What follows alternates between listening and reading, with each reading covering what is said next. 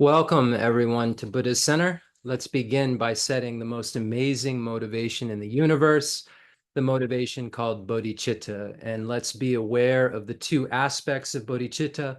When we look at Lord Maitreya's Abhisama Alamkara, we see that the definition of bodhicitta is the wish to achieve the highest enlightenment or Buddhahood for the sake of all sentient beings. So let's be mindful of both aspects. First, the object of attainment, which is Buddhahood, this state that we wish to achieve, and the intended objective, which is for the sake of all sentient beings. This Buddhahood that we wish to achieve it for the benefit of everyone in the universe without any bias, thinking of every single sentient being. So let's start with this magnificent motivation. Let's say, may I become a Buddha for the sake of all sentient beings. I'm attending this teaching this evening to become a Buddha for the sake of all sentient beings, to learn exactly how to discover the state of waking up that Buddha Shakyamuni was able to discover in dependence upon the teachings that we're learning tonight. We're so fortunate to have these teachings in our world. Think about this for a moment. Now, I was thinking that this evening, because there's so much trouble going on in the world right now, wars going on, people having bombs dropped on them, so many people in fear, and so many bad situations. And it's not that there aren't always bad situations going on in samsara, but it seems like these days there's some particularly dangerous things going on. So I thought that maybe we could do our small part. I was thinking, what could we do as a group? As a group of Buddha Center students, Rinpoche, Khensur Geshe Wangdak Rinpoche students, the Tibet House, New Delhi students, what could we do in this particular setting on Thursday night? And I thought that maybe we could recite maybe one mala of Tara mantras. Tara is the female Buddha. She's right behind me. This is the green aspect of her. There's many other color aspects, but just think of her like a mother, a Buddha that's spontaneously ready to go to all sentient beings without bias, just like a mother. She's considered Mother Arya Tara. Because she has this quality, like all Buddhas do, that they spontaneously want to, help us figure out how to discover our highest amount of happiness and our, complete freedom from suffering. And these great beings like Mother Aryatara move quickly when they're summoned to try to help beings who are suffering in the various types of suffering. Like we learned, compassion has as its object sentient beings who are enduring any among the three types of suffering: the suffering of suffering, suffering of change, and the pervasive condition suffering. And we know that by doing the Tara mantra, this Tara mantra liberates beings from samsara, liberates beings from fear, liberates beings from the various forms of sickness.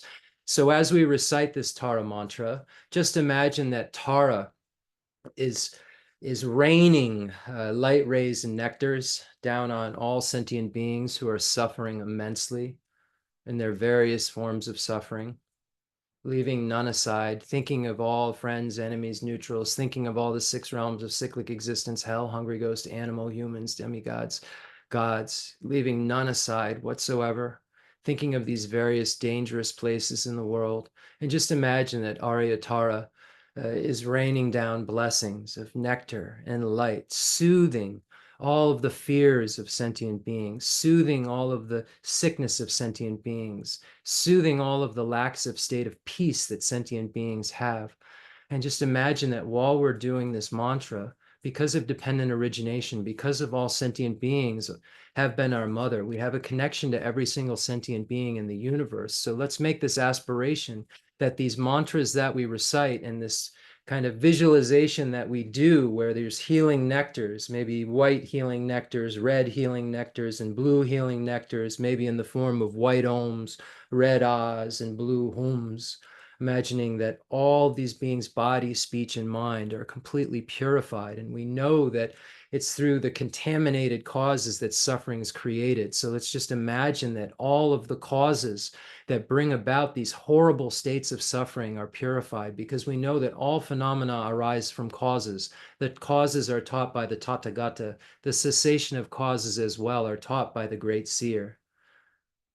So let's imagine that we're connecting with all sentient beings and that they're somehow influenced by the energy of this mantra. Somehow we're connecting to them, even if it's at the most subtle level, and we're allowing them to suddenly have their own magnificent potential transform. We're allowing them to receive this blessing. That's what blessing means, the transformation of our own magnificent potential. So imagine that those causes that are giving rise to the various types of suffering are being purified by this. And if the causes aren't present, then the result can't occur. And we look at this in our own lives and recognize that every single thing that we engage in, we're creating causes for future ripenings. And when we look around the world and we see our own suffering and we see our own illnesses and the people that we love sick, we have to recognize that all phenomena arise from causes. Everything that we're experiencing arises from a particular cause that's concordant with this result that we're experiencing and others are experiencing. So this should send us in the direction of trying to accumulate virtue and trying to accumulate all the things that are necessary for us to not have to have these states of existence.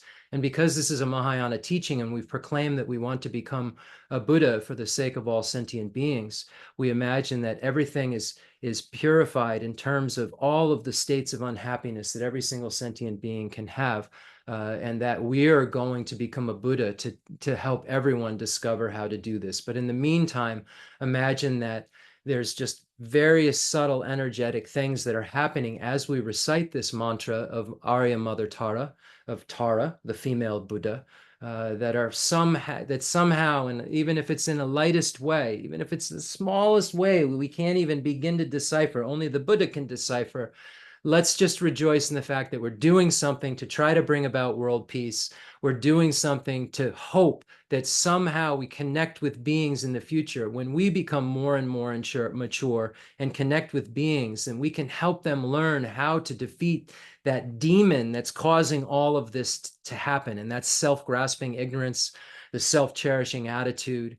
If we can try to help others learn that this, and have ourselves come to understand that this self-cherishing attitude and the self-grasping ignorance is the demon that gives rise to everything that we don't want. We need to be convinced of this, and we will eventually be able to convince others of this fact. And if we can convince others of this fact, then our world will become more peaceful, because it won't make any sense for those who've had this explained to them to want to harm anyone. And unfortunately, because sentient beings are driven by this self-grasping ignorance and self-cherishing attitude, they seek out happiness and freedom from suffering in ways that don't make sense and are illogical. And we've been doing this ourselves since beginningless time. So let's just hope and pray, and let's just visualize Aryatara, whether it's in the front generation or if you've had the initiation as a self-generation. And if you've had the initiation, you know what to do. And if it's a front generation, just imagine that Aryatara with Buddha Amitayas on her crown is just raining down all of these blessings to sentient beings who are suffering and somehow cooling their suffering off. So we'll begin, I'll say that the Tara mantra 3 times slowly.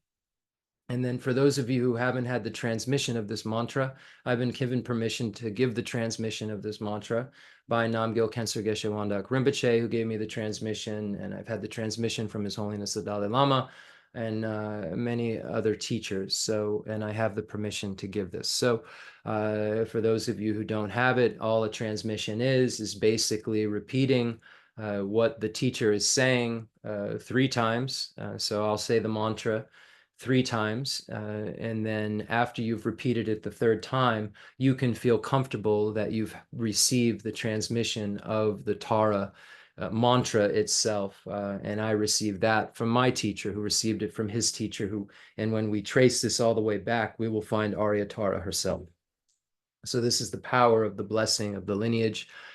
So we'll begin by just doing that transmission with the Tara mantras, and then we'll do one round of Tara mantras, and then we'll kind of move on and do what we normally do. But I felt it important, as I'm watching the news, to do something a little more for the sake of the world, for the sake of world peace. And I thought that because Rinpoche's main practice that he gave us was white Tara, Arya Tara, that I thought it appropriate just to try to help out in this way. Okay.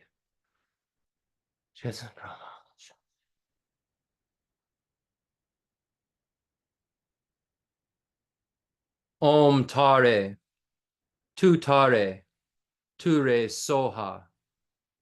Om Tare, Tu Tare, Ture Soha. Om Tare, Tu Tare, Ture Soha. Om Tare Tu Tare Ture Soha. Om Tare Tu Tare Ture Soha. Om Tare Tu Tare Ture Soha. Om Dare Du Dare Dure Soha. Om Dare Du Dare Dure Soha. Om Dare Du Dare Dure Soha. Om Dare Du Dare Dure Soha. Om Dare Du Dare Dure Soha. Om Dare Du Dare Dure Soha. Om Dare Du Dare Dure Soha. Tare do dare do re zo on dare do dare do re zo on dare do dare do re zo on dare do dare do re zo on dare do dare do re zo on dare do dare do re zo on dare do dare do re zo on dare do dare do re zo on dare do dare do re zo on dare do dare do re zo dare do dare do re zo on dare do dare do re zo on dare do dare do re zo on dare do dare do re zo on dare do dare do re zo on dare do dare do re zo on dare do dare do re zo on dare do dare do re zo on dare do dare do re zo Om dare do dare do re zo om dare do dare do re zo om dare do dare do re zo om dare do dare do re zo om dare do dare do re zo om dare do dare do re zo om dare do dare do re zo om dare do dare do re zo om dare do dare do re zo om dare do dare do re zo Om dare do dare do re zo om dare do dare do re zo om dare do dare do re zo om dare do dare do re zo om dare do dare do re zo om dare do dare do re zo om dare do dare do re zo om dare do dare do re zo om dare do dare do re zo om dare do dare do re zo om dare do dare do re zo om dare do dare do re zo om dare do dare do re zo om dare do dare do re zo om dare do dare do re zo om dare do dare do re zo om dare do dare do re zo om dare do dare do re zo om dare do dare do re zo Om dare do re zo om dare do re zo om dare do re zo om dare do re zo om dare do re zo om dare do re zo om dare do re zo om dare do re zo om dare do re zo Om dare do re zo om dare do re zo om dare do re zo om dare do re zo om dare do re zo om dare do re zo om dare do re zo om dare do re zo om dare do re zo Om dare do re zo om dare do re zo om dare do re zo om dare do re zo om dare do re zo om dare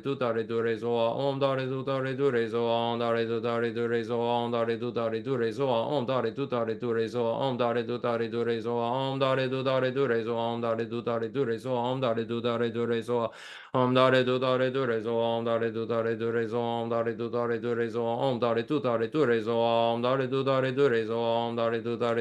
om dare do re zo om dare do re zo om dare do re zo om dare do re zo om dare do re zo om dare do re zo om dare do re zo om dare do re zo Om dare do re zo om dare do re zo om dare do re zo om dare do re zo om dare do re zo om dare do re zo om dare do re zo om dare do re mama ayu bune yana budin guru zo om dare do re mama ayu bune yana budin om dare do re mama ayu bune yana budin guru so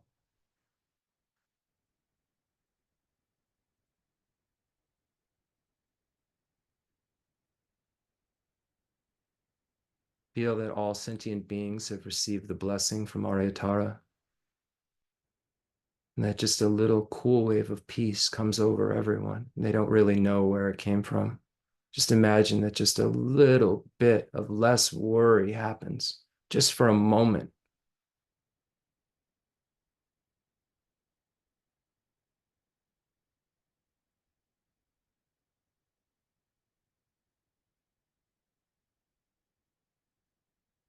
Imagine they're exhaling all of the stress and tension, and you do the same.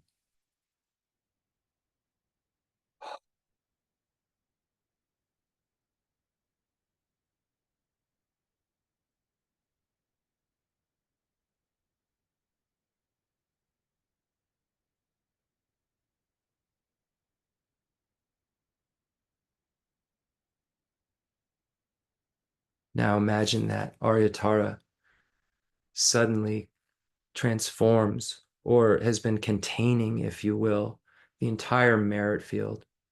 And imagine that the merit field now from Aryatara springs into the space in front of you, almost like you could say fireworks, but just imagine that from Aryatara, all of the holy enlightened beings are now in the space in front of you, and you and all sentient beings that you've been imagining, all your friends, enemies, neutrals, hell, hungry ghosts, humans, demigods, and gods are experiencing this magnificent transformation. We've all just experienced the blessing of Aryatara, the blessing of being free from samsara and being free from fears and sicknesses. Now imagine receiving the blessing of seeing the entire merit field in the space in front of us. All sentient beings are seeing the entire merit field in the space in front of them.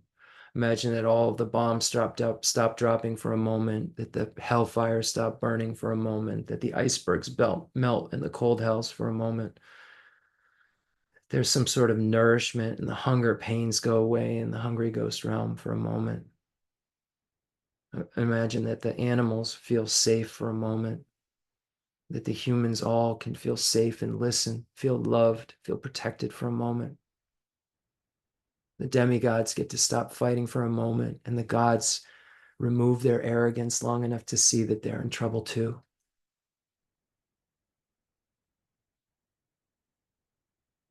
Imagine that all beings are experiencing now the entire merit field, the extensive deeds lineage, the profound view lineage, the lineage of blessings, all of the holy lineage of Nyingma Kaju, Sakya, and Galupa. Imagining all of these holy enlightened beings in the space in front of us. Our root lamas, His Holiness the Dalai Lama, Chen Rezig in person, Kala Chakra in person. Namgyal Khensur Geshe Wangdak Rinpoche, my root lama. Geshe Lobsang Gonpo Rinpoche. Demalocha Rinpoche.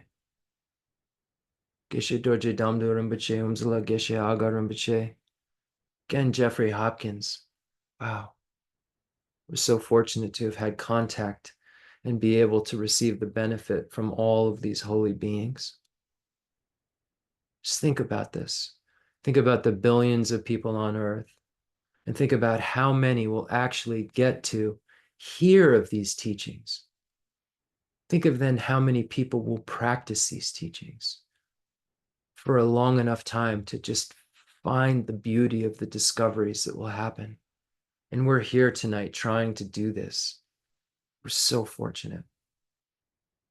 We're connected to this incredible lineage where we see there's nothing left out. We have the individual liberation vehicle teachings. We have the Mahayana teachings of both the perfection vehicle and the Vajra vehicle fully intact and ready for us to practice as we transform our minds towards the direction of the higher and higher teachings so that we're able to actually practice them and benefit from them. Thinking of the 4 classes of Tantra and all of those deities and the 35 Buddhas, that there's so much power of purification, kalpas and kalpas of power of purification if we can learn to do the 35 Buddhas of confession practice, the Sutra of the 3 Heaps. So fortunate. And these protector deities that we have that have made this proclamation that we will protect those who are engaged in the Dharma practice, who are trying to realize the truth, who are trying to figure out how to benefit the universe. We will protect them. This is our family.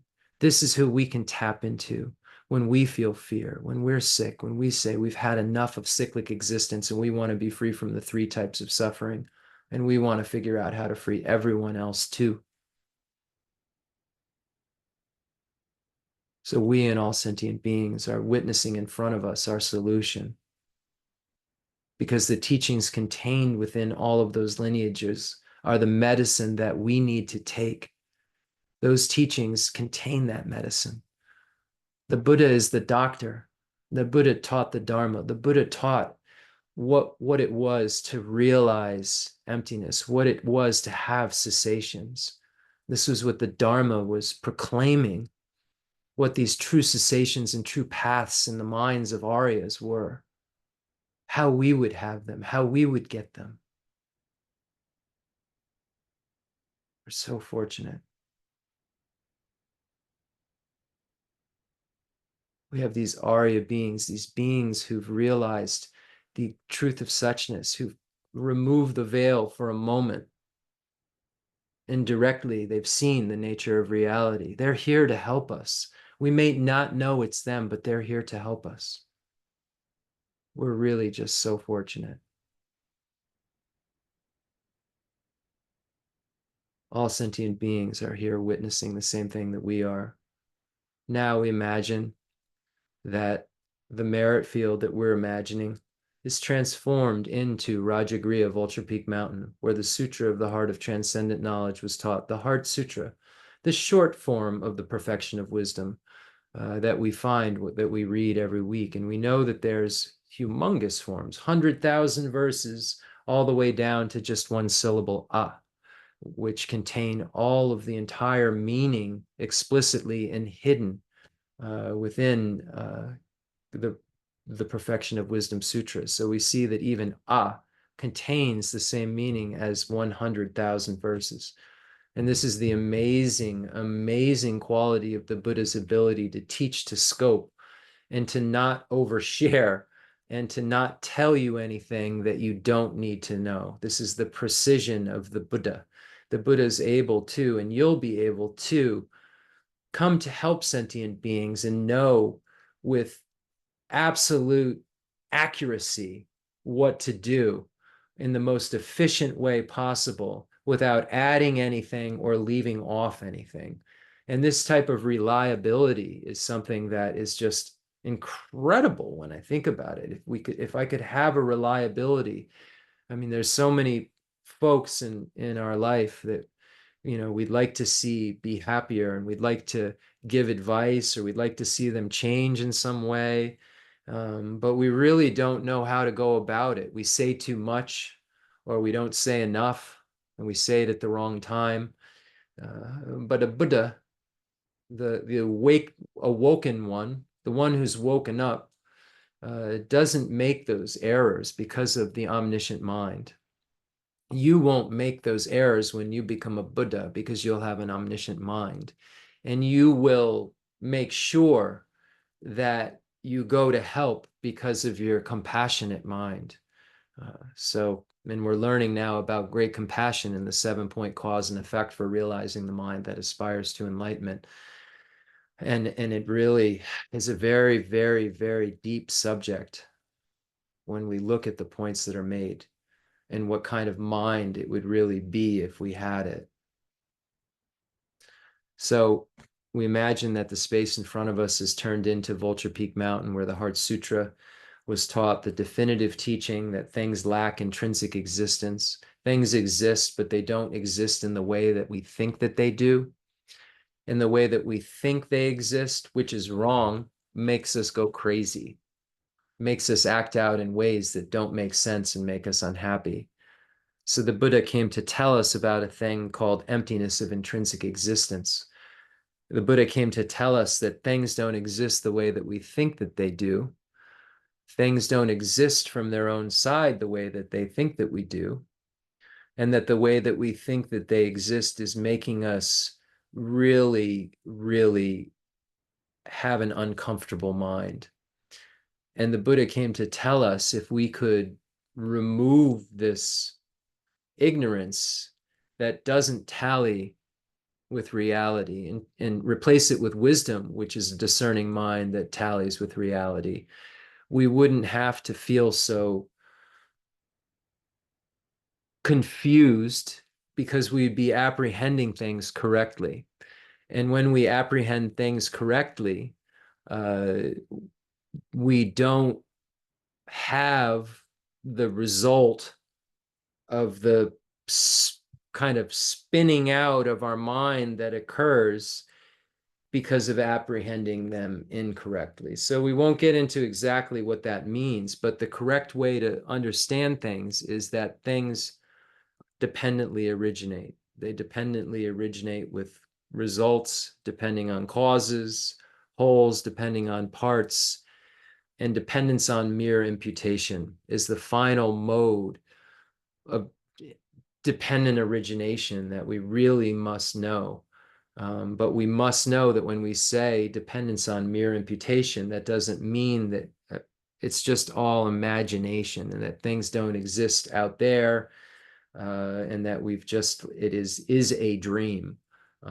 We say that it is like a dream. We don't say that it is a dream, because in a dream we're out of control. We can't make choices. We don't really have any say in what the dream is. And the thing about the dream is that it appears in a way that isn't accurate. The dream appears to be real. It appears to be not a dream. It appears to be objectively existent and actually happening.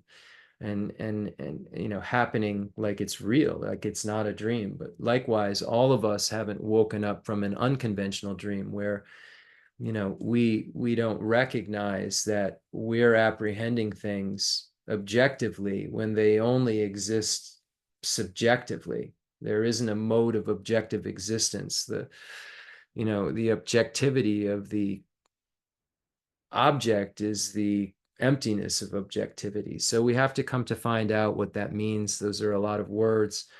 But basically what the Buddha came to say, and what Arya Nagarjuna says in the fundamental treatise in the middle way in chapter 18, the ceasing of karma and afflictions. Karma and afflictions arise from conceptualization of inappropriate attention, which in turn arise from the elaboration of self-grasping ignorance, and elaborations cease into emptiness.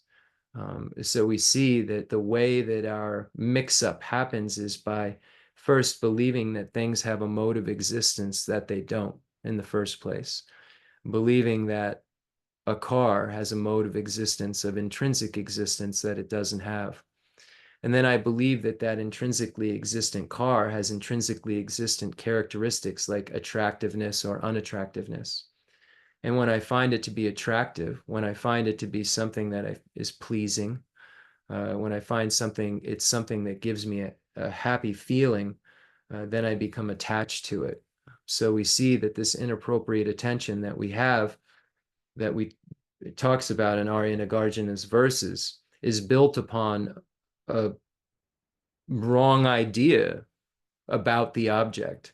And then once we have a wrong idea about the object, then we just build more wrong ideas on top of the concept of the object having intrinsic existence, and then the object being intrinsically beautiful. And if it's intrinsically beautiful, then it's something that I'm drawn towards. I'm exaggerating the quality of the object and saying, oh, it's intrinsically beautiful, and giving myself all these reasons why it's true and why I must have it.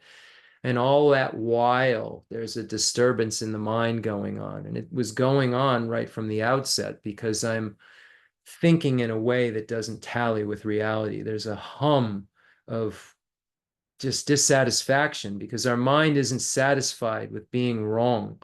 So when it's so wrong, when our eye consciousness is apprehending things, and our eye consciousness has things appearing so wrong to it, our mind is apprehending them so wrong. This is something that can only be reversed through a lot of effort. So anyway, sorry if I lost my train of thought. So we'll recite the Sutra of the Heart of Transcendent Knowledge, where the Buddha came to tell us that things don't exist that the way that we think that they do.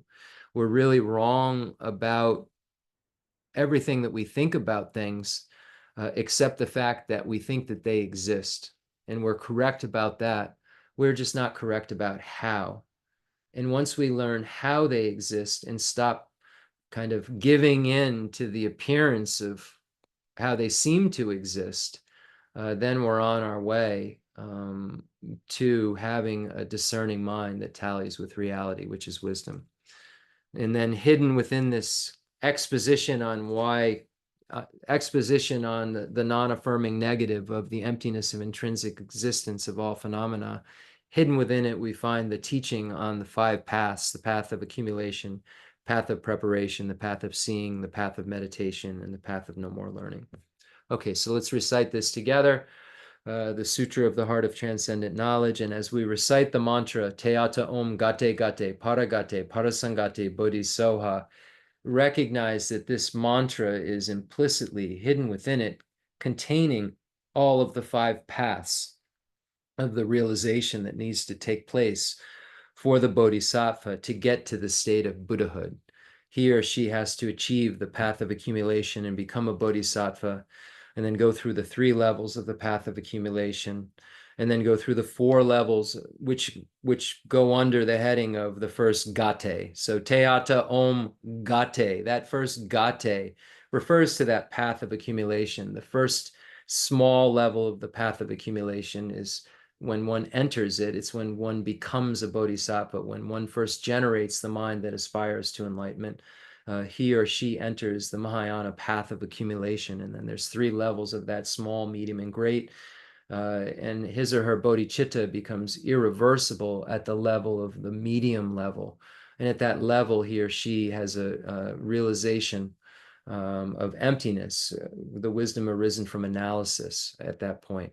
And then there's the great level of the path of accumulation, where there's a really high level of concentration that occurs. So, and then we get to the next level of the path of preparation, and we see Teata Om Gate, Gate. The second Gate, path of preparation, refers to the 4 kind of divisions of heat, peak, patience, and the supreme Dharma that one goes through, where one is having a union of calm abiding and special insight, and having more and more of a refined conceptual realization of emptiness, but it's a conceptual realization that's a union of calm abiding and special insight. And the kind of dualistic appearances, the appearance of the generic image becomes almost non-existent at that last level of the path of preparation.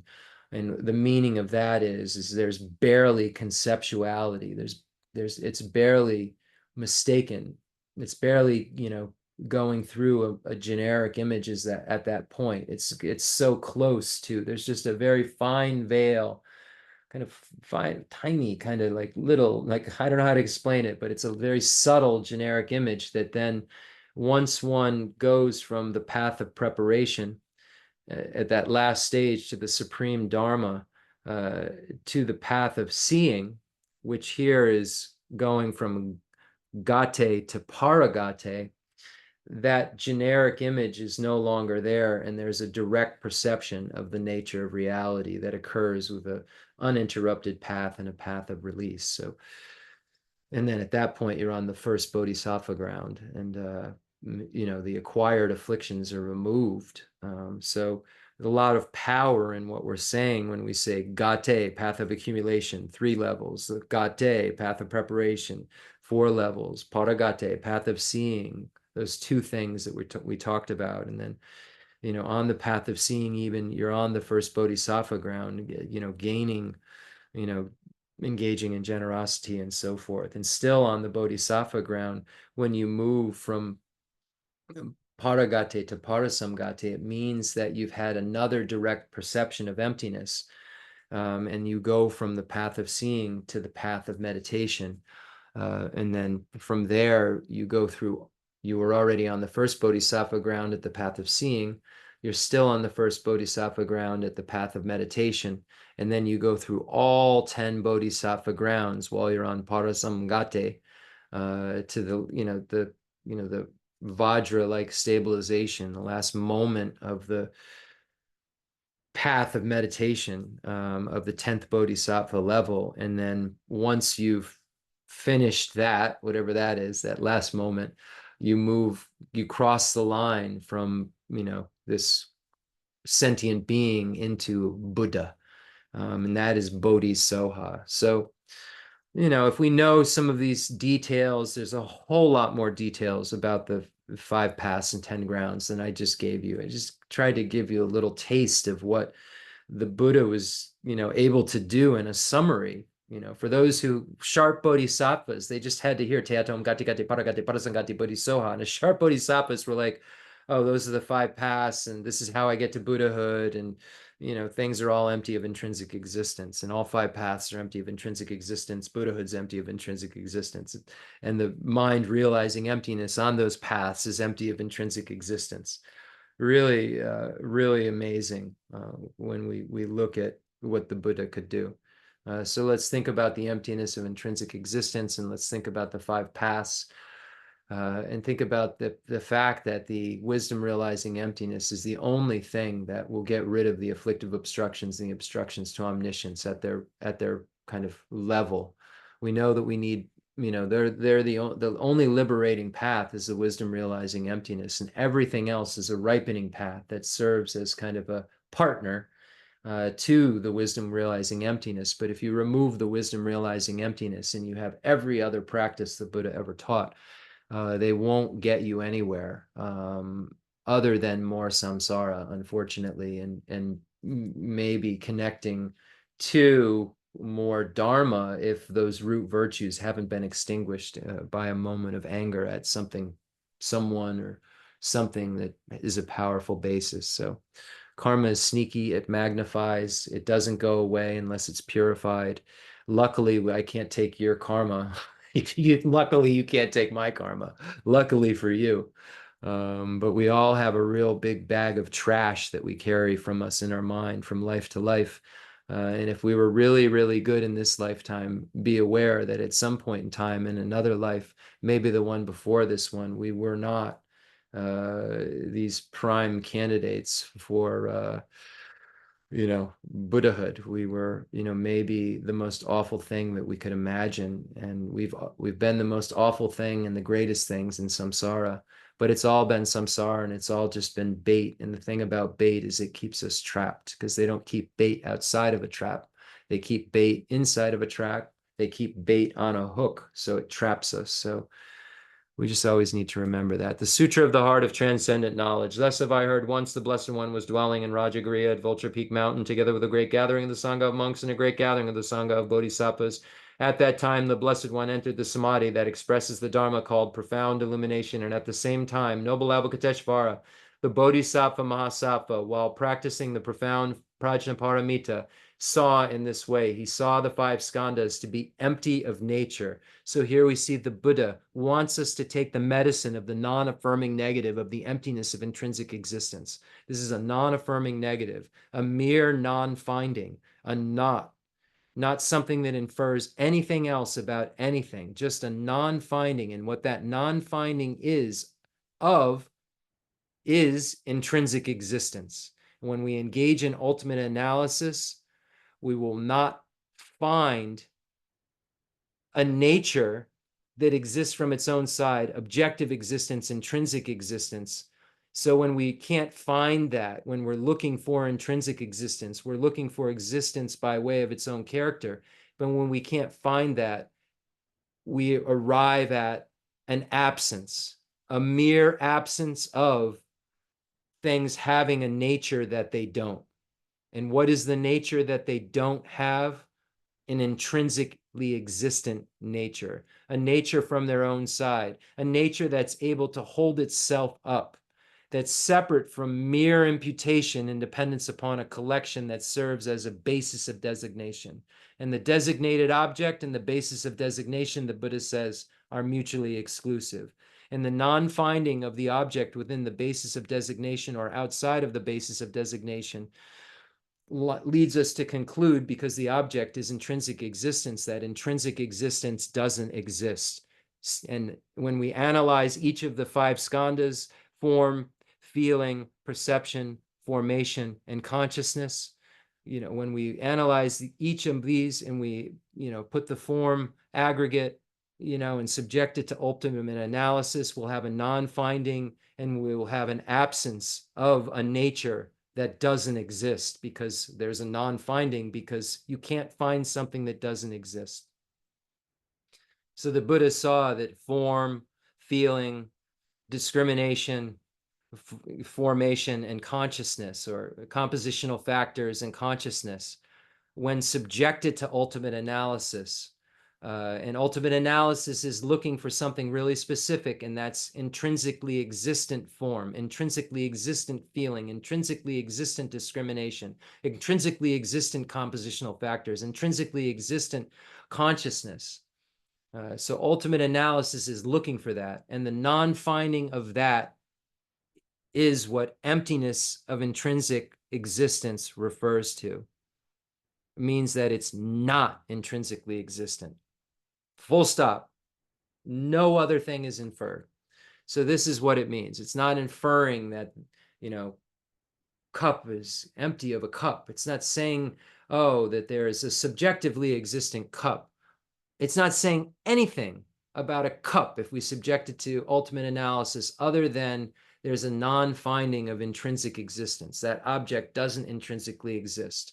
That's all we learn about it. And when we come out of ultimate analysis, when we come out of the thing that the Buddha is talking about here, this no eye, no ear, no nose, no tongue, no body, when we come out of ultimate analysis, this non-finding of an intrinsic existence of the eye or the ear or the nose or the tongue or the body or the mind or the speech or whatever, or the Buddha, when we come out of this ultimate analysis, this non-finding of this intrinsic existence that we were searching for, we have to recognize that all of these things are now back to appearing and back to existing. And because of the information that we just received while we were engaging in ultimate analysis, we then have to come to the conclusion that if things don't exist objectively from their own side, they must exist subjectively. And this is the analysis of dependent origination that we've engaged in that has loosened the idea that things intrinsically exist in the first place. So the reason of dependent origination is what allows us to get to this non-affirming negative. And when we come out of the non-affirming negative, when we come out of the realization of emptiness, that reason of dependent origination is something that we've meditated on already, and we can conclude, because of our direct realization of non-finding, we can conclude that there's an existence, because things are appearing and still functional, that isn't an objective existence, and it must be the subjective existence that we've been meditating on to use as a reason to prove that things don't objectively exist. It's a really funny circle that we go in and around. We're using dependent origination for the reason. Dependent emptiness is the meaning of dependent origination. Dependent origination is the middle way. Therefore, emptiness is the middle way. We're going around in circles between conventional truth and ultimate truth, conventional truth being dependent origination, and then the ultimate truth, and we're seeing the conventional truth being the things that we're utilizing and so forth, and then the ultimate truth being the emptiness of the mode of existence that's appearing to us and we're succumbing to with our apprehension. So anyway, I just wanted to explain. He saw the five skandhas to be empty of nature. The Buddha engaged in ultimate analysis and tried to find out if there was an intrinsically existent form within the parts or outside of the parts, and came to the conclusion that he was not able to find an intrinsically existent form. So therefore, this non-finding is called an emptiness of establishment by way of its own nature, by way of its own character, emptiness of objective existence. So it says, at that time, the Blessed One entered the samadhi that expresses the Dharma called profound illumination, and at the same time, noble Avalokiteshvara, the Bodhisattva Mahasattva, while practicing the profound Prajaparamita, saw in this way. He saw the five skandhas to be empty of nature. So here we're seeing a quality that the Buddha has, because we know that the Buddha is blessing the minds of Avalokiteshvara and Venerable Shariputra to put on this show. So when it says the Buddha enters the samadhi that expresses the Dharma called profound illumination. So here, the Heart Sutra is telling us that the Buddha is doing something that sentient beings can't do. The Buddha is engaged in direct realization of emptiness and simultaneously helping sentient beings by puppeteering, Venerable Shariputra and Chenrezig. So the Buddha's ultimate analysis, realizing emptiness, is a non-dualistic realization, and that same mind can simultaneously dualistically realize conventional truth and operate to help sentient beings. So here, hidden in here, it's saying, if you hear the commentaries on it, you're finding so much stuff right in this first stanza of the Heart Sutra about about what Buddhas can do, what sentient beings can't do, what emptiness means, what ultimate analysis finds. Ultimate analysis doesn't find anything. It comes to a non-finding. It doesn't find emptiness. There's a non-finding that exists. And the emptiness itself is emptiness of intrinsic existence. If you subject emptiness to ultimate analysis, emptiness doesn't intrinsically exist. So this is really heavy information, but it's the only medicine that can free us. Then through the power of the Buddha. So the Buddha is seeing emptiness directly, and the Buddha is then, through the power of the Buddha, blessing Venerable Shariputra and Avalokiteshvara. So beings, until they're a Buddha, can only be seeing emptiness directly. An Arya, even a Bodhisattva on the 10th ground, can either be seeing emptiness directly, where there's a non-dualism going on and no appearance of intrinsic existence, or running around in the world, not in meditation or on emptiness, where there's an appearance of intrinsic existence.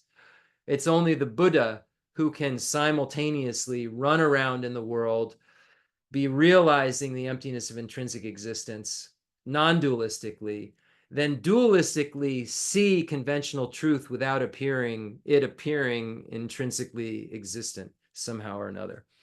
So good luck with that. And I know that as time goes on, learning more and more about what this means is just such a blessing, and it becomes more and more realistic in my mind.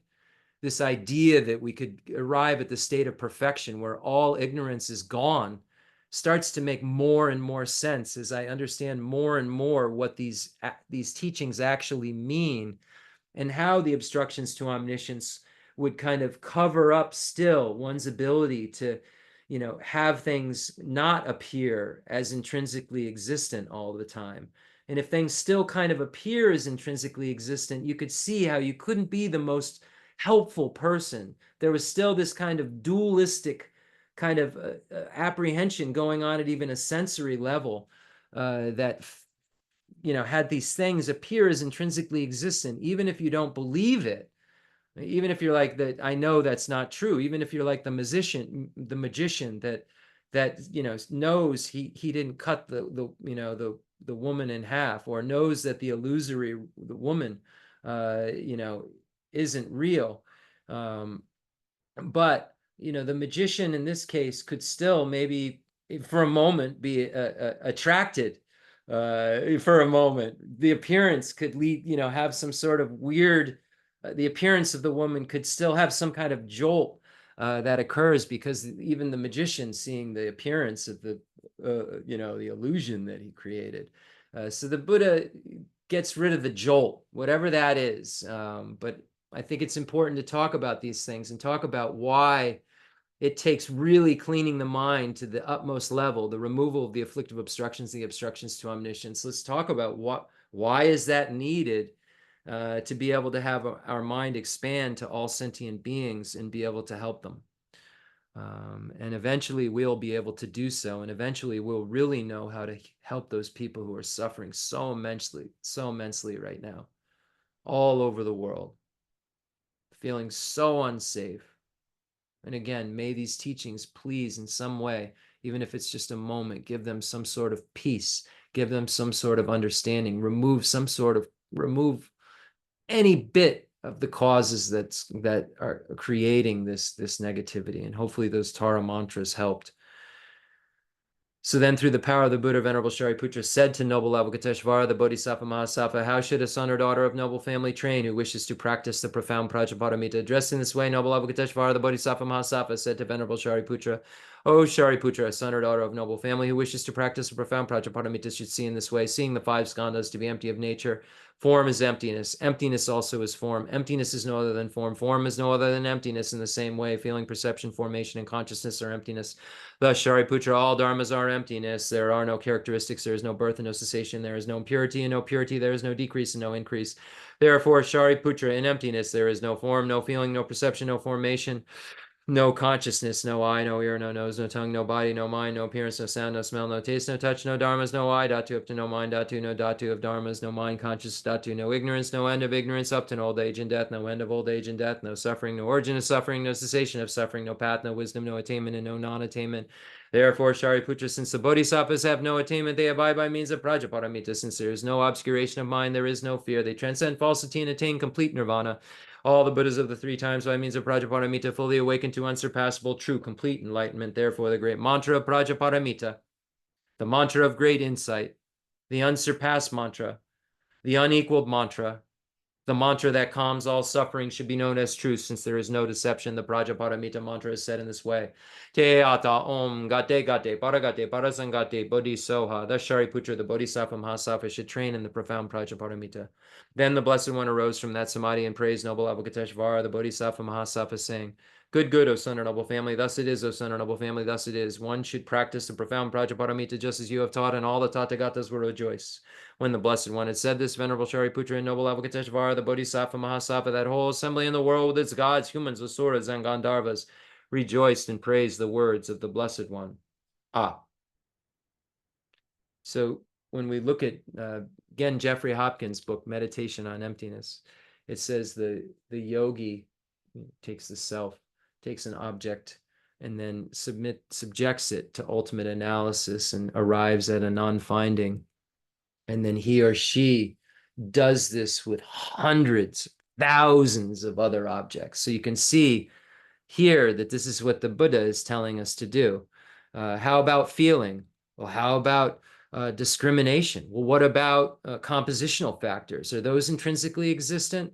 We subject it to ultimate analysis. What about consciousness? Subject it to ultimate analysis. What about purity itself? Subject it to ultimate analysis. What about the mind? Subject it to ultimate analysis. What about the Four Noble Truths? Subject it to ultimate analysis.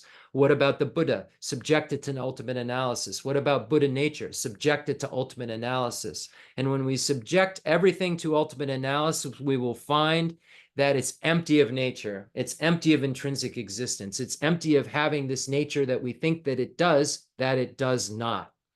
So the yogi subjects hundreds, thousands, hundreds of thousands, millions of objects to this ultimate analysis and concludes that nothing in the universe exists intrinsically.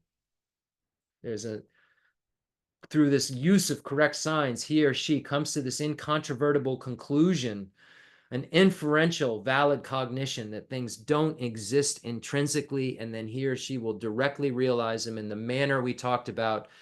Teata om gate, paragate, parasangate, bodhisoha. First conceptual realizations of this all the way up through the end of the path of preparation, and then direct realizations that occur again and again and again on the path of seeing to the path of meditation, from the path of seeing through the path of meditation, and then eventually there's a always happening direct realization of emptiness that occurs, that no longer there's any space between. It's always occurring, and there's always the potential to help at the same time.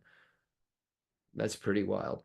Kala jube nejo tamba ne ngushe duchu ngayi dudo jendu babalama yi bushinzi nizun gandro zola chatze lo aga zamara jachandara zamara ebe aga zamara jachandara zamara ebe aga zamara jachandara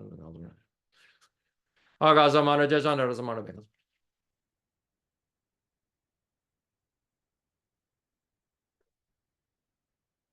aga zamara jachandara zamara ya be de ata on gate parasangate bodhiso apapa koncho sonji gaye dembe doji she lobo doji meba doji shewa doji jagi baje mede beje danje jengo yezo ageren jaje jewa da medon beje dan wa dan don ba jonji bonzon zon doji daji de jan den da de le jo. So we'll make this outer mandala offering, imagining we're offering a perfect universe. to all the holy enlightened beings, starting with from the teacher all the way back through the lineage, like I was saying, from me to my teachers, teachers, teachers, teachers, teachers, all the way through all the Nyingma Kaju, Sakya Galub lineages, and all the Nalanda Pandits, extensive deeds, profound view lineage, lineage of blessings, all of those beings. Imagine that we're making a mandala offering. We're offering a perfect universe. And imagine that the sentient beings that are suffering right now, that are having such a hard time, are getting to sit in that perfect universe for a moment and just take a deep breath. And all of the Buddhas and Bodhisattvas are so elated because a perfect universe to them is a universe where there's no suffering and beings are only experiencing bliss. So we can really make all of these practices that we do more and more special. We can even make our mandala offering be filled with love and compassion if we do it right. The fundamental ground is scented with incense and strewn with flowers, adorned with Mount Meru, the four continents, the sun, and the moon. I imagine this is a Buddha land and offer it. May all sentient beings enjoy this pure realm. Holy Lamas High, wrap the sky of your Dharma bodies in massive clouds of knowledge and love, and let them pour upon the earth of your disciples as we are ready, a shower of rain, the teachings deep and wide. I send forth this jeweled mandala to you, precious Guru. We're really lucky to have such qualified teachers. I feel so fortunate to have had Namgyal Khensur Geshe Wangdak Rinpoche and Geshe Lobsang Gonpo Rinpoche and Demolocha Rinpoche. I think of it's just again Jeffrey Hopkins being in our life and being taught by Umsala Geshe Aga and Geshe Dorje Damdala Rinpoche. Just Geshe Pende and Drepung Losaling Atlanta is such an incredibly qualified teacher. If you haven't checked out Drepung Losaling Atlanta, Geshe Pende, just incredible teacher, and Geshe Yeshe Tapke at Drepung Losaling in Texas. He's 97 years old. He's teaching Arya Nagarjuna's Precious Garland right now. If you go to the Shravasti Abbey website and you look at series, you'll find again the great master scholar Geshe Yeshe Tapke Rinpoche's teachings. I think he's number 3 now, the 3rd teaching in on this teaching. We're so lucky and blessed to have these teachers in our world. Please take advantage of it. Don't waste this life. Don't, take the essence of this life. We don't know when we're going to get it. Death is going to come. We don't know when. And the only thing that's going to help us is Dharma. And we don't just say this because it's a nice, catchy slogan. When you meditate on death and impermanence, this becomes something you taste every moment. Sanje Jodan Zoji Jonan La Janju Badu Danyi Jazuji Dagi Jushe Jipe Sonanji Drola Benchi Sanje Drubajo. I go for refuge until I am enlightened in the Buddha, the Dharma, and the Sangha. Through the merit I create by teaching the Dharma, may I attain Buddhahood for the sake of all sentient beings.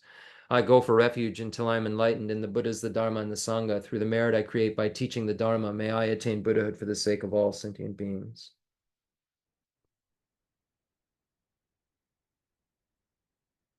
All composite things are impermanent. All contaminated things are the nature of suffering. All phenomena are the nature of emptiness and selflessness. Transcending sorrow, or nirvana, is peace.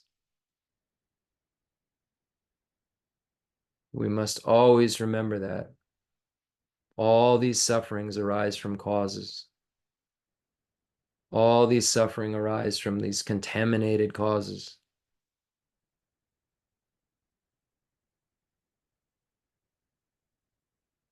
How do we stop these contaminated things from happening? We have to think about this. All phenomena arise from causes. The causes are taught by the Tathagata. The cessation of these causes as well are taught by the great seer. Understanding and identifying the truth of suffering and figuring out what the origin of suffering is and trying to abandon it, and figuring out that we can achieve a cessation and trying to achieve it by reliance upon the antidote to the origin of suffering, which is the path that we rely upon to end our suffering and its causes.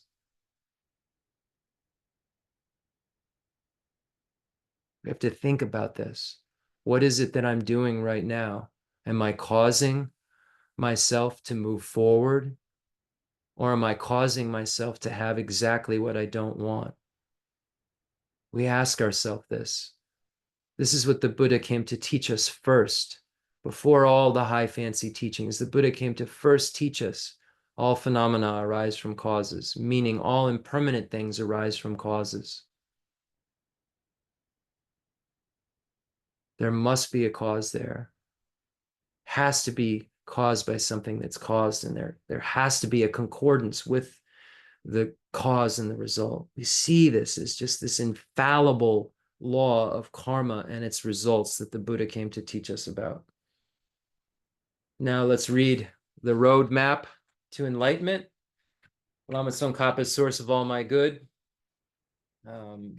We won't get to much more than that, much more, a little bit more tonight. We'll finish the reading in Lama Tsongkhapa's great treatise on the stage of the path to enlightenment. It's only a little bit more left.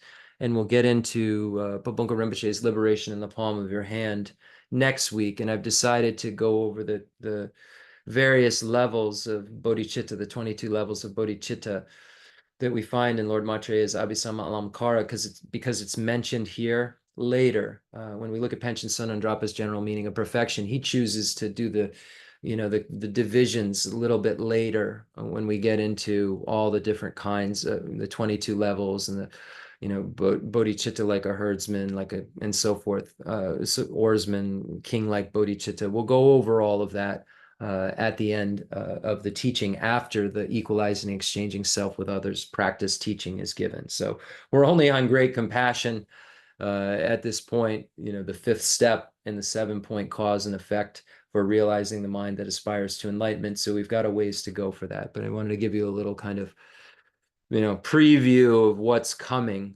And we'll try to really do justice to those levels of bodhicitta and how they correspond to the various levels of the paths, and try and do a kind of light work, a job at explaining, those things without getting into too much confusing detail. Because I am not in any way a scholar of the Abhisamalamkara. But I think that there's so much value in it that it's worth us doing the best we can to look at it. So, the source of all my good, the roadmap to enlightenment, by Lama Tsongkhapa. The source of all my good is my kind Lama, my Lord. Bless me first to see that taking myself to him or her in the proper way is the very root of the path, and grant me then to serve and follow them with all my strength and reverence. Bless me first to realize that this excellent life of leisure I found just this once is ever so hard to find and ever so valuable. Grant me then to wish and never stop to wish that I could take its essence night and day. I just think about this impermanence. I think about this chance that we have to get out of cyclic existence and how at any moment my death could come. And I've learned very well what the husk is and what the essence is of this life. And I've been taught very well that I need to remove the husk, which is the kind of worldly concerns that I have, and get to what really matters, which is the teachings for beings of three capacities. So grant me then to wish and never stop to wish that I could take its essence night and day.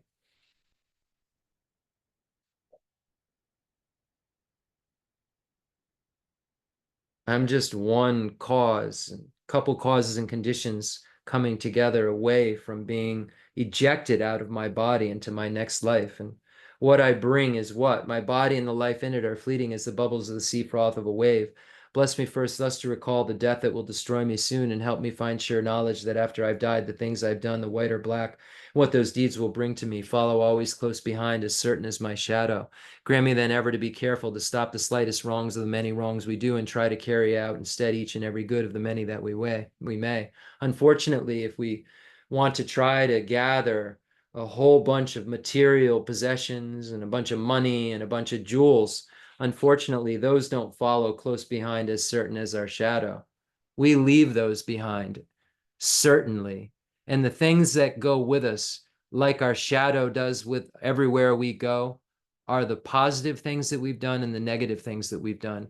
And what those deeds will bring to me, positive deeds will bring me happiness, and non-virtuous deeds will bring me suffering. So it's illogical for me to engage in non-virtue. And it's illogical for me not to want to learn then what non-virtue is, if I don't want to have suffering, and non-virtue causes suffering. And it's irrational, it's illogical for me to not know what virtue is if I want to have happiness, if virtue is the cause of happiness. Yeah. We can't stop the slightest wrong of the many wrongs we do and carry out each and every good of the many that we may. If we don't know what good is, we don't know what bad is. We can have an idea, but we can really enhance our understanding of virtue and non-virtue if we study. None of this just comes miraculously, spontaneously. This comes from studying. We put so much effort into reading so many things that aren't the Dharma, watching programs that aren't the Dharma. All of those things are just gossip. We're filling our minds with like habitual, the tendency to gossip and talk about useless things. When we look at worldly things over and over and over again, we become just addicted to convention, addicted to the conventional reality that's veiled, that isn't true, that we're mistaking because we're not paying attention to what will let us learn how things really are, which will let us know how to really help these folks that we feel so bad and so sad for all the time, and really help our country, help our town, help our neighbor, help our mother, help our father. How can we really help? Instead, the outrage, just being outraged, that isn't how we can help.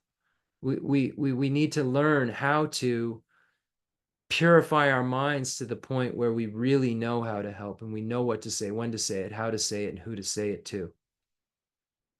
Bless me to perceive all that's wrong with the seemingly good things of this life. I can never get enough of them. They're bait. They can't be trusted. They are the door to every pain I have, and grant me to strive instead for the happiness of freedom. Here it's saying, grant me to do what it takes to achieve nirvana.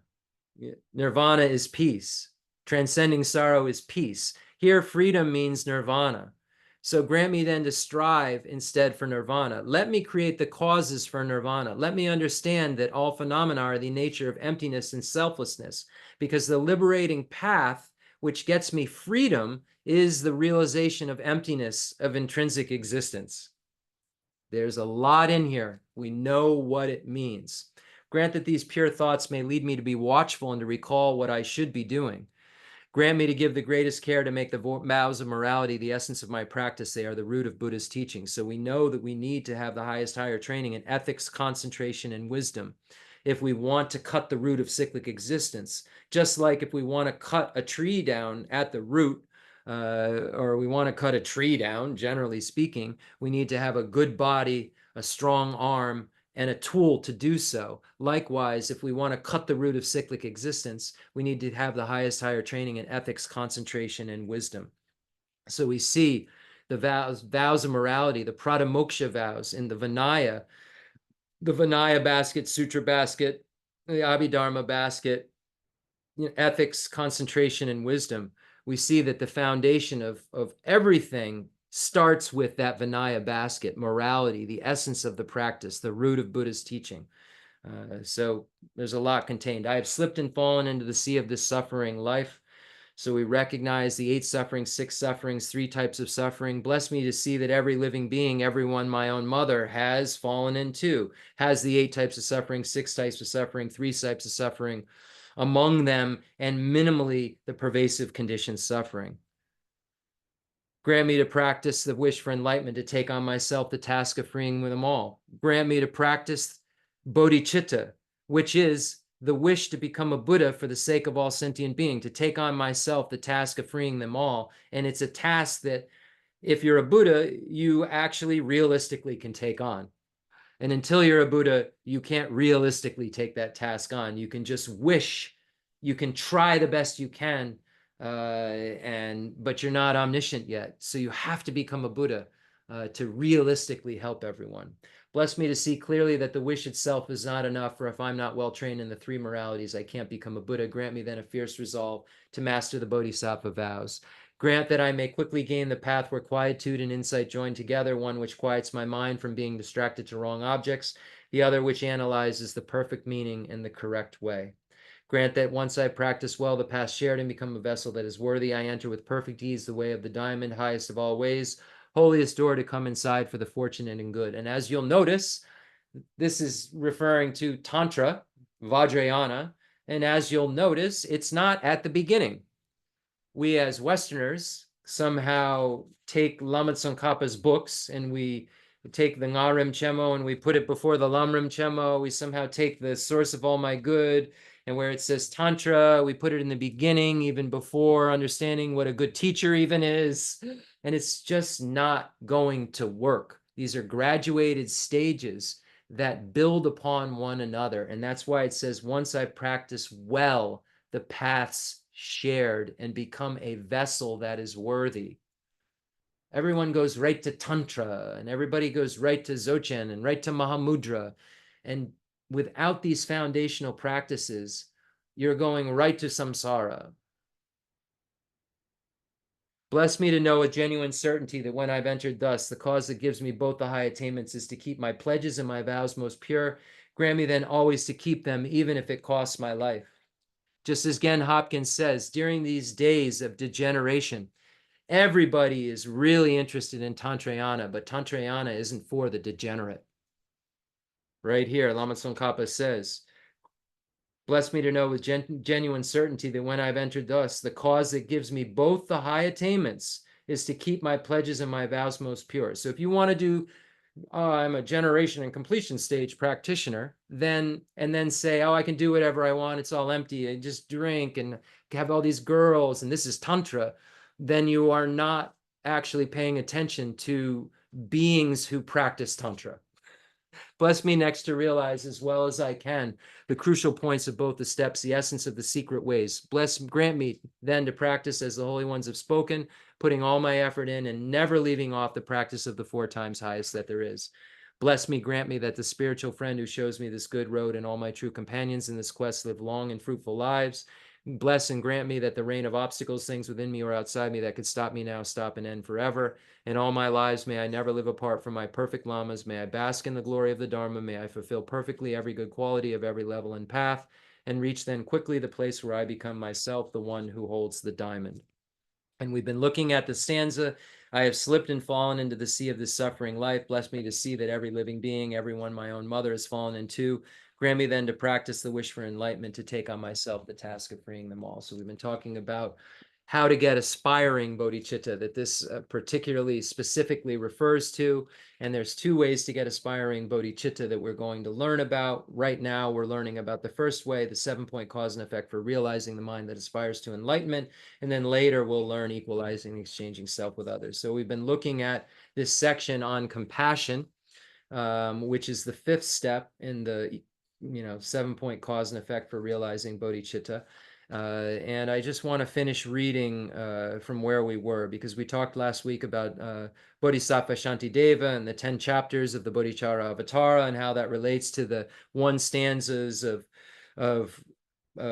may the supreme bodhicitta that has not arisen arise and grow, and may that which has not diminish but increase forevermore. If you didn't catch that last week, we talk about how the first 3 chapters refer to may the supreme bodhicitta that has not arisen arise and grow, and then that which is arisen not diminish refers to the next 3 chapters, and increase more and more refers to the next 3 chapters, and then the dedication chapter is dedicating the virtue of all of those things happening. So we see the first 3 chapters of the benefits of bodhicitta, the acknowledgement of misdeeds and the full acceptance of the awakening mind, and then the practice of conscientiousness and introspection and patience, and then the practice of joyous effort, meditative concentration, and wisdom, and then dedication. Those are the 10 chapters. So we learned about that last week. So I just want to read these last 2 paragraphs, and then we'll end. There are those who, even without having gained the experiences as explained above, know about the Mahayana trainings and have firm conviction in the Mahayana. They first develop the spirit of enlightenment and take the vow through ritual, and then train in the spirit of enlightenment. For instance, in the engaging in the bodhisattva deeds, first there's a description of adopting the spirit of enlightenment and taking the vow, and then a detailed explanation of how to practice the spirit of enlightenment in the context of meditative stabilization, a section within the 6 perfections, which are the training subsequent to generating the spirit of enlightenment. So we know that the engaged bodhicitta, one's practicing the 6 perfections. So the aspiring bodhicitta is deciding to go And then engaged bodhicitta is the going, as it says in Bodhisattva Shantideva's Guide to the Bodhisattva's Way of Life. However, even in order to establish yourself as a proper recipient for these practices, you must first train in many kinds of earlier attitudes. After you have trained your mind by thinking of the benefits, by practicing the 7-limb prayer, the 7 branches of worship, and by going for refuge, and after you have come to understand the trainings, then you develop the desire to maintain the spirit of enlightenment. Some say rightly, though merely uttering the words, that in order to progress on the path, you must go on increasing your knowledge of emptiness. In order to progress on the path, you must likewise first sustain the spirit of enlightenment in meditation, and then increase it in an even more special way the higher you go. But those persons do not even merely utter words. But those persons do not even merely utter these words. This is the one way traveled by all the conquerors, the 22 kinds of the spirit of enlightenment taught in Maitreya's ornament, Lord Maitreya's ornament for clear knowledge. Understand this from the great trailblazers' explanations concerning how to progress on the path by the means of these two, the spirit of enlightenment and the knowledge of emptiness. So we know that we need method and wisdom. We can't just have method and we can't just have wisdom. So we have to have this union of method and wisdom, method being the bodhicitta and compassion, and then the wisdom being the wisdom realizing emptiness. These two things united, like the two wings of the bird, the wing of conventional and ultimate bodhicitta, allow us to fly over the sea of the afflictive obstructions and the obstructions to omniscience to the other side of Buddhahood. Okay, let's dedicate. This was fun. I appreciate you. And let's really, really now go back to our initial intention and think about those beings who are suffering so immensely, and bring everyone back here and imagine that they're experiencing a moment of peace. Imagine that they're dedicating this virtue so that everything that we've done becomes a cause for the enlightenment that they all want, that we all want. Enlightenment just means like the highest potential we can have of happiness and freedom from suffering. There's no one who doesn't want that. So imagine that all beings are here and now are engaging in this mandala offering. And again, all of the holy beings are seeing all the beings for a moment completely free in this beautiful, pure land. It's the highest offering they can have. The highest offering that we can give is the offering of our practice. And the result of our practice will be that we'll be in this pure place with so much happiness, no suffering, and complete reliability. We'll be able to just be so helpful to others because of our kind heart and our omniscience.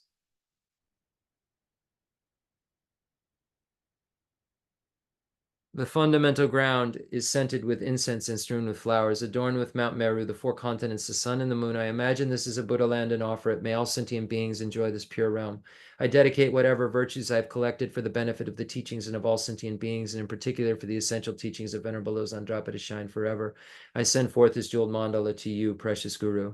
Any mistakes that I made, I apologize. Imagine that Vajrasattva is in the space in front of us, showering down a rain of white ohms, red ahs and blue homes, purifying ours and all sentient beings, body, speech, and mind. And imagine that all the beings that are suffering, the hell realms, hungry ghost, animal, human, demigods, and gods. We talk about these horrible places of fear that we can see with our eyes, but there's so many places that are horrible with suffering we can't even imagine, where beings are dwelling that have a desire for happiness and a freedom and a desire for a freedom from suffering, just like we have. So just imagine that they're experiencing this blessing. Om benza sata samaya manubalaya benza sata zena vajita dita meva vazulgai meva zubugai meva anurata meva va sava siddhi me pracha sava kama suchi me kingdom shian guru hum ha ha ha ho bhagavan zavadata gata benza mame manga benza baba maha samaya sapa ahom ve. May we always be protected by Palden Lama. May Palden Lama intervene and bring peace. Jo Ramo, Jo Ramo, Jo Jo Ramo, Tunjo, Kalaraja Mo, Ramo Waja Daja Tunjo, Rulo Rulo, Hong Jo, Om. Through the 3 wrathful deities, may the self-grasping ignorance and self-cherishing attitude that is the mastermind, the puppeteer causing all of these beings to engage in harsh activities, May this mantra of the three wrathful deities get rid of that, wrathfully remove that, so that then everybody can become a little bit more sensible. Om Bachapani Hayagriva Garuda Om Be.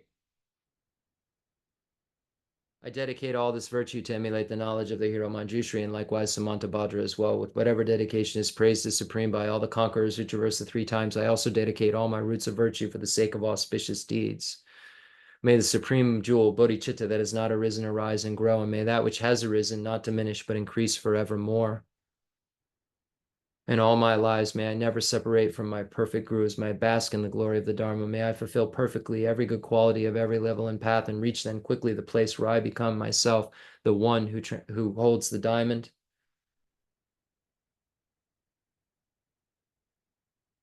Inspired by wisdom and compassion, you taught the immaculate Dharma to dispel all views. To you, the Buddha Gautama, I pay homage. In the heavenly realm of Tibet, surrounded by a chain of snow mountains, you are the source of all benefit and help for beings. All-powerful Chen Rezi, Tenzin Gyatso, please remain until samsara's end. And a prayer of supplication to Namgyal Khensur Geshe Wangdak Rinpoche, the wish-fulfilling jewel that was in my life and still is in my life, guiding me with the amazing teachings that he gave me over and over and over for 25 years. A complex yogi poses as a simple monk. Homage to Namgyal Khensur Geshe Wangdak Rinpoche, our precious spiritual friend who is inseparable from Aryatara. I fully prostrate, covering as many atoms of the earth as possible to your pure body, speech, mind, and enlightened activities. I offer to you drinking water, bathing water, flowers, incense, candles, scented water, food, and music purified by Om Ah Om Om Ah Om Om Ah Om. The rarity of having 1 million wish-fulfilling gems is a common occurrence compared to meeting with a holy teacher like you, who placed the complete path to Buddhahood in our childlike hands. Just like Lord Atisha, who came to Tibet with a lamp to dispel the darkness of ignorance, you, kind abbot, arrived in the West with a lineage purer than a diamond and begged us never to be satisfied with partial instructions. The teachings of the extensive deeds and profound view lineages flowed from your lips like nectar for our ears that elucidated the teachings for beings of three capacities. Now that sound has stopped. All composite things are impermanent. You told us that all of your teachers passed away and understood this sadness, entreating us to continue our studies. The Buddha does not wash away the negativities of beings, nor does he remove their miseries by his hands. His spiritual realizations are not transferred to them. It is by teaching the truth of suchness that beings are liberated. We must liberate ourselves. We must discover these truths ourselves. No one can do it for us, but we can do it for ourselves. We need to have this competence. We have Buddha nature. We have the ability to mature. These stains are adventitious. They are not part of our mind, meaning they aren't part of its nature, in that it can't, if it was part of our mind's nature, they couldn't be removed. But we will come to discover that they can be removed, and we'll remove them by discovering more and more and more what Buddha Shakyamuni discovered and came to teach us. We are not prepared to take this difficult journey to the highest goodness of Buddhahood without your continued guidance. The sadness in our hearts would be too overwhelming. May you swiftly return to this world and take care of us in all of our lives, wherever we may be, never leaving our hearts in crowns. May all sentient beings perfectly realize renunciation, bodhicitta, and the correct view of emptiness, so they know who you really are. Thank you so, so much, everybody, for listening and for allowing me to continue to give these teachings. They're so beneficial to me. You're really helping me a lot by listening. It's dependent origination. And if these teachings help you so much that you become a Buddha very quickly, please remember the rest of us. Okay, thanks. Take care. Have a wonderful night, everybody. Try to transform your mind in every moment.